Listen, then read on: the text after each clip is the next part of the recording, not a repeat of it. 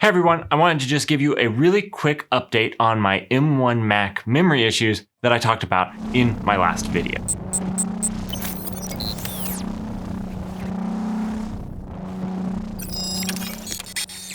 My name is not important. I'm a null investigator. I was working late one night, as I commonly do, hunting for clues in this nebulous cloud I call home. And that's when she walked in. She was sleek and dangerous, furiously fast with a temper I decided not to test. But she had a problem. It was her memory. She had troubles remembering more than just a few things at a time, and she needed my help to uncover the truth behind her issue.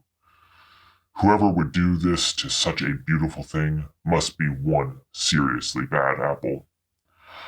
I started my search for M1 Mac memory issues in the usual spots. The first clue I found was this wannabe YouTuber who mentioned he noticed high memory issues, but found very few other clues at first. That's when I noticed people starting to complain that in 3 months they had written hundreds of terabytes to their drives, thinking it was something wrong with the OS or the M1 chip.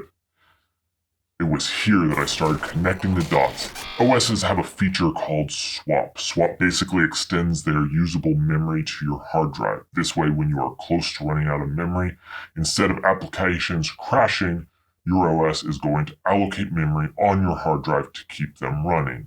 Now, this newly created memory on your hard drive is slower, as your hard drive is slower than memory. But in general, this is a good thing. And with Apple's new monolith architecture, you might not even notice it too badly when you are using swap because the hard drive sits very close to the CPU. Why do I bring this up? Why do reports of hard drives writing terabytes of data interest me with regards to memory? It all comes down to memory. When using swap, it's possible to write and then rewrite gigabytes of data onto your hard drive. This is mostly not a problem, but it does pose two large issues with Apple's monolith. Problem 1, because you use double the memory, it's easy to use swap, meaning not only will you experience reduced speeds while it's hitting swap, you will be writing memory to your hard drive. And this brings us up into problem 2. If you do this extensively, you will destroy your drive. Hard drives aren't designed to have lots of data written to them and rewritten to them. Doing this consistently will drastically reduce the lifespan of your hard drive, and because of the monolith architecture, you cannot replace your hard drive. You can replace your Mac. Now I turn my attention away from the internet and focused on my local experiments. The very first experiment I did was to write a C application that would just allocate a set amount of memory. And I ran this application on Intel-based Mac and Windows, as well as ARM-based Raspberry Pis and the M1 Mac. And I can happily say this application consumed the exact same amount of memory across all machines. What this means, and what I can happily say is that it is not a CPU architecture problem. This application, because it ran no graphics or AI/ML, it consumed the same amount of memory.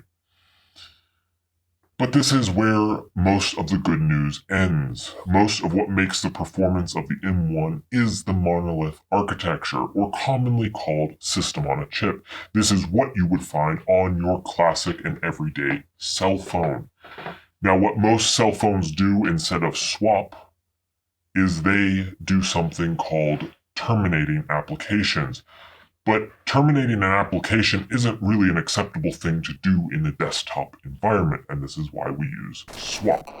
But this system on a chip architecture comes with 3 major downfalls. The first downfall: if your GPU needs memory, it uses the same memory as your CPU. Downfall number 2: if your AI module needs memory, it uses the same memory as your CPU does. Downfall number 3: it's a monolith.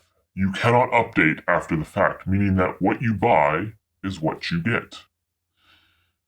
Downfall number 4: any one of these fail and you buy a new Mac. This is particularly bad with the drive what is usually considered a wear and tear part is part of the same monolith. Apple could have easily fixed this by adding a drive expansion slot instead of soldering it to the board only. This is being said, I think the only safe thing to do when buying an M1 Mac is to buy at least double the memory you thought you would buy if buying a new Intel-based Mac. If you were going for 32 gigs of memory, buy 64. It's not just about future-proofing anymore, it's about protecting your hard drive from rampant abuse of swap. This being said, I don't know I can recommend anyone buy an M1 Mac at this point. Some things just take a lot more memory than other things do, and it's hard to know exactly how much memory you are going to need. For example, on Windows, Docker requires about 1.6 gigs to run the Docker VM on Windows 10, but it requires 8.7 gigs on the M1 Mac. Photoshop, on the other hand, editing this simple thumbnail needs 1.1 gigs on Windows, but requires 2.6 gigs on the M1 Mac. While the Windows stays relatively close to its 1.1 gigs as you continue to add layers in Draw, the M1 Mac increases drastically with each new layer and each new brushstroke. I very quickly created a 5 gigabyte memory image that only roughly consumed 1.5 gigs on the Intel-based machine. Here are some of the stats on editing this video on the M1 versus the Intel-based machine. Everything is the exact same, the same software used on both. The only thing changed is the processor. In the end, I think that if you want to get 32 gigs of memory as a developer and you don't edit raw video footage, you should be safe enough to buy an M1 Mac. But I would still recommend you buy at least 64 gigabytes, as virtualization seems to require at least 8 gigabytes per VM, meaning just running 3 VMs for high availability would take 24 gigabytes alone, not including any other applications.